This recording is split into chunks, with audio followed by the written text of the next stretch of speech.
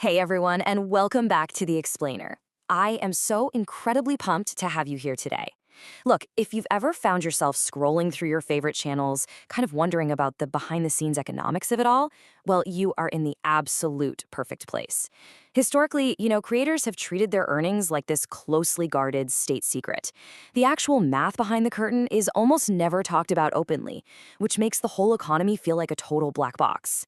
But today, we're throwing the doors wide open. We're going to completely dismantle those deeply held assumptions you might have about creator earnings, and we're going straight to the raw data.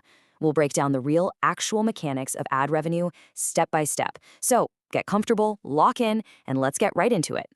So let's kick things off with the ultimate question. This is literally the golden question everyone asks when they start thinking about the creator economy.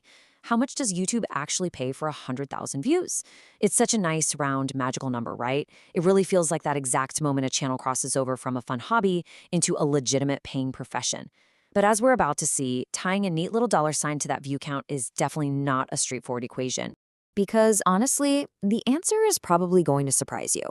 Whatever number you've got floating around in your head right now, whether you're thinking it's barely enough to buy a fancy coffee or you're picturing a down payment on a sports car, it's likely incorrect, or at the very least, it's totally incomplete. The actual spectrum of what gets paid out is mind-blowingly wide. So we're going to uncover the real truth about exactly how much cash actually lands in a bank account for that 100,000 view milestone. And we're doing it by looking at the hard, undeniable data. Okay, Section 1. The biggest myth, uncovering the fixed rate illusion. Most people think YouTube pays a fixed amount per view. That's completely false. Seriously, that right there completely shatters the illusion that a single view just magically equals a set fraction of a penny. For years, literally years, there's been this pervasive rumor spreading around that you could just multiply your total views by some secret decimal point to figure out your paycheck. And hey, maybe there was a tiny shred of truth to that back in the Wild West days of the early internet, but today, it is 100% fiction. The wild reality is that two uploads with the exact same number of views can make radically different amounts of money. It is not a flat rate, and honestly, it never really has been. So if it's not a flat rate, what on earth is it? Well, think of it more like a dynamic, living formula driven by four absolutely crucial inputs: your niche, your audience's location, the overall watch time, and the ad quality. The second you tweak even one of these variables, the final payout changes dramatically. Like if you change your topic, boom, you attract a totally different type of advertiser. If your viewers are suddenly watching from a different hemisphere, the spending power completely shifts. It's this ever-changing equation where the raw view count is honestly just the starting line. Simply put, context dictates the cash. Moving right along to Section 2, the mechanics, CPM versus RPM explained. All right, let's actually follow a dollar's journey through the whole system. CPM stands for cost per mil, which is just fancy ad speak for the gross amount advertisers are willing to pay per 1,000 ad impressions. Think of this as the big, juicy pie the advertiser brings to the table. But the creator definitely does not get to eat that whole pie. YouTube is the one hosting the content and serving up the ad, so they take a pretty hefty cut. We're talking typically around 45%. What's actually left over after that massive slice is taken, that's your RPM, or revenue per mil. This is the metric that represents what literally lands in the creator's pocket at the end of the day. RPM is kind of the end-all be-all metric for a creator's bank account. It's the true measure of financial performance. Section 3. Niche and geography. Why context is everything. Just take a second and look at the massive, massive gap between these categories. Clearly, not all niches are created equal. Finance, business, and software channels pull in staggeringly high earnings. And why is that? Well, because the advertisers bidding on that content are selling really high-value, high-ticket items.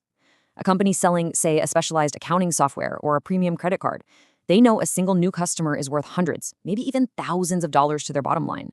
So they will happily pay a massive premium to get their product in front of your eyes. On the flip side, gaming and entertainment channels often earn a lot less. The advertisers in those spaces are usually pushing mass market stuff: energy drinks, mobile apps, snack food. The profit margin on a bag of chips is pretty tiny, right? So the advertiser is naturally going to pay way less for that ad slot.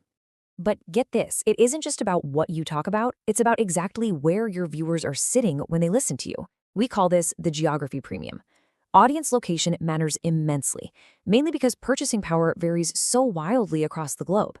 Views that come from countries like the US, the UK, and Canada almost always generate much higher CPMs. Advertisers in those markets have absolutely massive budgets, and they're specifically targeting consumers who just have more disposable income to spend. This is the exact reason why so many savvy creators actively build out their strategies, change their vocabulary, and even shift their upload times just to target viewers in these specific regions. A viewer sitting in New York is simply worth more to an advertiser than a viewer in a developing economy. That's just the math. All right, let's jump to section 4, the format war, shorts versus long videos. Right now, creators really have to choose their battlefield. A lot of folks just assume that short-form vertical content is the ultimate get-rich-quick hack because, the views stack up so incredibly fast. And honestly, they aren't wrong about the growth. The rapid, swipe-heavy nature of shorts will build up an audience base at absolute lightning speed. But if you take a magnifying glass to the actual revenue, the story completely flips. The dedicated, lean-in attention that you get with long-form content allows for way more ad placements, and crucially, significantly higher paying ad placements. So if you want rapid attention and subscriber numbers, short-form is a phenomenal tool. But if you're after serious, life-changing, sustainable income, long content is for sure the much more lucrative path. Here we go, section 5, the reveal, the real 100K numbers. Okay, we finally have all the puzzle pieces in place to answer that golden question we started with. And honestly, here is the sobering reality for some creators. Imagine the sheer, grueling effort it takes to write, film, edit, and publish something that successfully captures the attention of 100,000 people. It is a massive undertaking. Yet, for an entertainment or gaming channel, those 100,000 views might literally only earn a few $100s. Because of that lower advertiser demand and the cheaper products being pitched, their RPM stays frustratingly low. Hitting 100K is an incredible cultural achievement, no doubt, but it really doesn't always equal a massive payday. But wow, look at the staggering contrast here. For that exact same 100,000 view count, a business or finance channel can easily pull in over $1,000, and honestly, often significantly more than that, depending on how long they keep people watching. Just think about that for a second.